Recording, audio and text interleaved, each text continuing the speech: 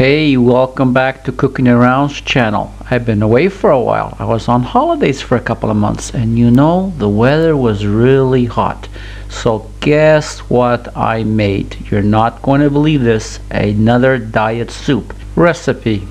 Cold beet soup. All natural, all good for you, and it will help you lose the weight and keep cool. So let me show you how to put this together right now.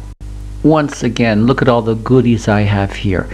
We're going to use beets, but I'm going to use beets that are already shredded from this jar, and kefir, and look at this, dill, fresh dill. This is really good for you. And look at this, these are beet leaves. Now here's the beet, and we're going to be use these leaves. Trust me, they're really nutritious and really good.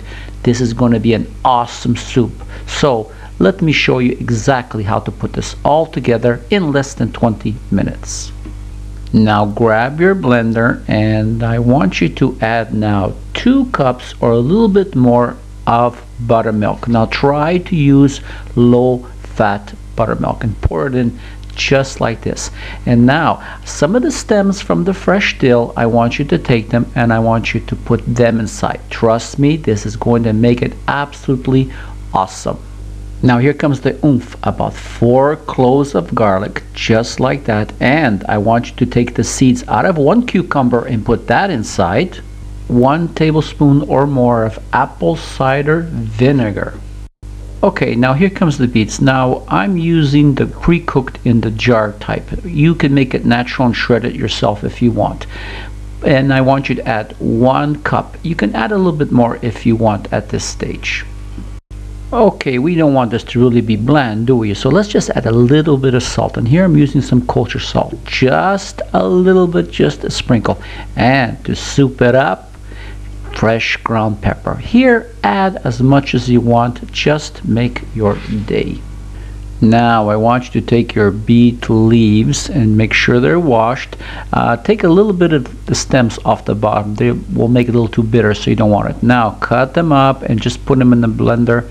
Just like that. There's nothing special, there's no magic here.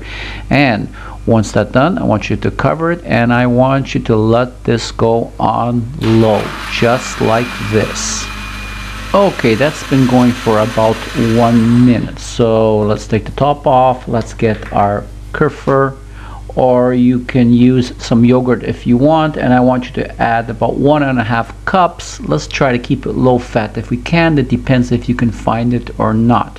So we put that all in there, and now let's close it again, and now let's spin this on high for at least a minute until it's all liquefied, and I shall be back. Okay, there goes another minute. Just take a look at this. Oh, is that ever awesome?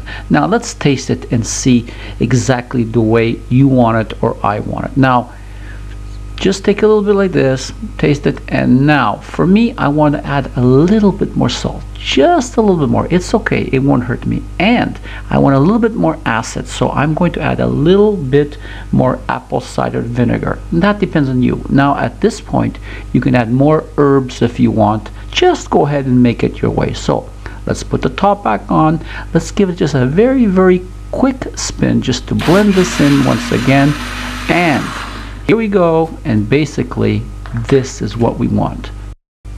Now let's grab a bowl, and I'm using a clear bowl because I want to show off all the colors.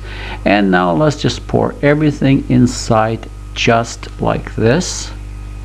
Now are we finished? Not yet. Let's add 2 or more tablespoons of fresh chopped chives and 2 tablespoons or more of fresh dill. Now at this point, I would recommend use everything fresh. You can use dry if you want, but this way is better.